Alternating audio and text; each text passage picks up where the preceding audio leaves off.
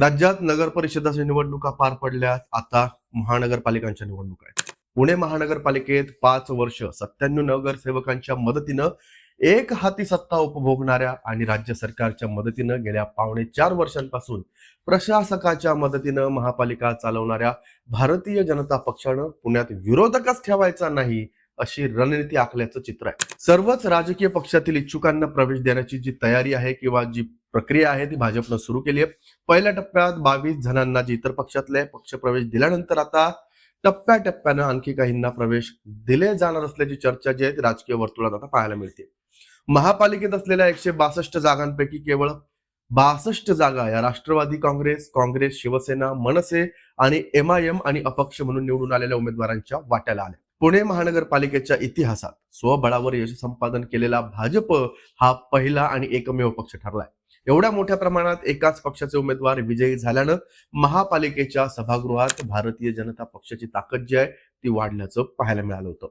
शहराच्या विकासासाठी आणि नागरिकांच्या हितासाठी कोणतीही भूमिका, कल्याणकारी योजना राबवण्याचा निर्णय घ्यायचा झाल्यास भाजपला कोणाच्याही कुबड्यांची गरज पडत नव्हती मागच्या 5 वर्षांमध्ये. मात्र आता महापालिकेच्या सभागृहामध्ये प्रस्ताव मांडायचा आणि संख्याबळाच्या जोरावर तो मान्य करून घेण्याचं धोरणच भाजपनं महापालिकेत सुरू केलं होतं. महापालिकेच्या सभागृहात भाजपच्या नगरसेवकांची संख्या जी आहे ती 100 पेक्षा जास्त होती.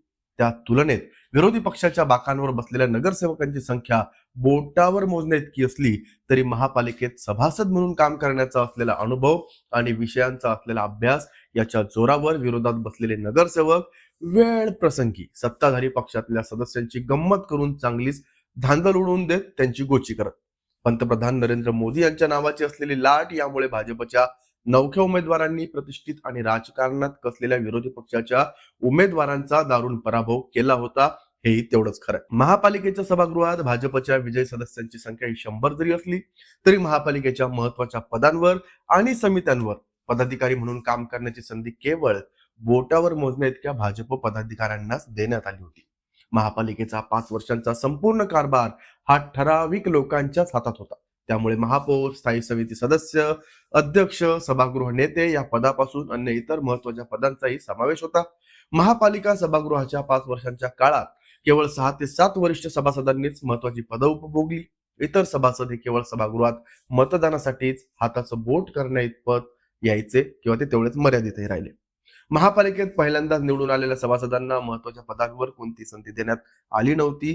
इतकंच नाही तर इतर पक्षातून भाजपमध्ये जाऊन विजयाची पताका फडकवलेल्या अनेक सभासदांना अखेरपर्यंत महत्वाची पदं देण्याचे फक्त आश्वासनच जे होतं ते पाळण्यात आलं किंवा नाही आलं हे ते पदाधिकारी सांगू शकतात.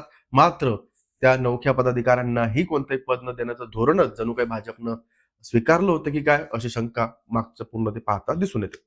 भाजपचे जुने पदाधिकारी वगळता नव्याने निवडून आलेल्या सभासदांवर तसंच इतर पक्षातून आलेल्या पदाधिकाऱ्यांवर विश्वास न ठेवल्यानं महापालिकेच्या माध्यमातून शहरात केली जाणारी कामं भाजपच्या सभासदांकडून मार्गीच लागली नाही. सभागृहाच्या अंतिम वर्षाच्या काळात तर सत्ताधारी असतानाही भाजपच्या सभासदांना निधीच मिळत नव्हता. तर सभागृह नेत्यांसारखं पद भूषवण्यासाठी सक्षम पदाधिकारी न मिळाल्यानं स्वीकृत नगरसेवक म्हणून सभागृहात आलेल्या पदाधिकाऱ्यांकडे ही महत्वाची जबाबदारी देण्याचा निर्णय भाजपला मजबुरीनं का होईना पण घ्यावा लागला होता. महापालिकेमध्ये सत्ताधारी म्हणून 5 वर्ष काम करताना प्रभागातील अनेक प्रश्न, समस्या न सुटल्यानं तसंच पायाभूत सोयी सुविधा उपलब्ध न झाल्यानं नागरिकांच्या मनात या सभासदांबद्दल नाराजी निर्माण झाली होती. महापालिकेच्या सभागृहाची मुदत संपुष्टात आल्यानंतर राज्य सरकारच्या माध्यमातून महापालिकेचा कारभार पाहण्यासाठी प्रशासक नेमण्यात आला. प्रशासक म्हणून आयुक्त काम पाहत असले तरी राज्यात भाजपची सत्ता असल्यानं संपूर्ण कारभार हा भाजपच पाहत होतं यात तिळमात्र शंका नाही. या काळातही भाजपच्या मोजक्या पदाधिकाऱ्यांचे प्रभाग वगळता इतर भाजपच्या कोणत्याही सभासदाच्या प्रभागात विकासाची कामं ही झालीच नाही ही सत्यता आहे. महापालिकेच्या आगामी निवडणुकीत याचा फटका महापालिकेत सत्ताधारी म्हणून काम केलेल्या भाजपच्या माजी नगरसेवकांना बसू शकतो. त्यामुळे मतदारांची नाराजी टाळण्यासाठी अनेक प्रभागातील उमेदवार बदलण्याचा प्रयत्न जो आहे तो भाजपकडून केला जाणार आहे. भाजपनं जुन्या उमेदवारांना संधी दिल्यास त्याचा फटका महापालिकेच्या निवडणुकीत पक्षाला बसू शकतो याची कल्पना भाजपच्या शहर पदाधिकाऱ्यांना आली आहे. त्यामुळे विरोधी पक्षाच्या जुन्या पदाधिकाऱ्यांना गळाला लावत पुन्हा महापालिकेत सत्ता स्थापन करण्यासाठी प्रयत्न भाजपनं सुरू केले. विरोधी पक्षातील पदाधिकारी भाजपमध्ये आल्यास सभागृहात ते भाजपच्या बाजूने उभे असतील. परिणामी सभागृहातील जुन्या आणि अभ्यासू विरोधकांचा आवाज आपोआप कमी होईल. या उद्देशानंच भाजपकडून गेल्या काही दिवसांपासून काँग्रेस, राष्ट्रवादी आणि इतर राजकीय पक्षांच्या जुन्या मंडळींना भाजपमध्ये जाहीर प्रवेश देत त्यांना आश्वासन देण्याचं काम जे आहे ते सुरू करण्यात आलंय. आता महापालिकेच्या निवडणुकीत भाजप पुन्हा सत्ताधारी पक्ष झाला तर आपल्याला काहीतरी पदं मिळतील या आशेनं बहुतांश पदाधिकारी हे भाजपमध्ये गेलेत. भाजपच्या गेल्या टर्म मधले माजी नगरसेवकांना उमेदवारी दिल्यास त्यांच्या विजयामध्ये अनेक अडचणी येऊ शकतात. अशा वेळी विरोधी पक्षातले नगरसेवक त्याचा फायदा घेऊ शकतात. ही वेळ येऊ नये यासाठीच इतर पक्षातल्या महत्वाच्या पदाधिकाऱ्यांना पक्षात घेऊन त्यांना उमेदवारी देण्याचं नियोजन भाजपनं केल्याचं सध्या तरी दिसतंय. मात्र 2017च्या निवडणुकीप्रमाणे भाजपला महापालिकेत एक हाती सत्ता मिळाल्यास भाजपचे वरिष्ठ आणि निष्ठावंत पदाधिकारी वगळता इतर कोणालाही महत्वाची पदे मिळतील यात मात्र शंका आहे. कारण गेल्या वेळेस 2017ला सुद्धा भाजपच्या पदाधिकाऱ्यांसोबत तेच झालं होतं. त्याचबरोबर ज्यांना पक्षातल्या जुन्या लोकांना जर नवख्याजी सभागृहात निवडून आले त्यांनाच काही भेटलं नव्हतं.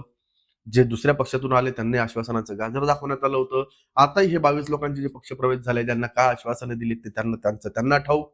मात्र आता निवडून आल्यानंतर त्यांना काय भेटतंय, त्यांच्या हातात पुन्हा गाजर की एखादं पद मिळतं हे पाहण्यासारखं असेल. तुम्हाला हे विश्लेषण कसं वाटलं आम्हाला कमेंट करून नक्की सांगा. पाहत राहा लेट्स मराठी.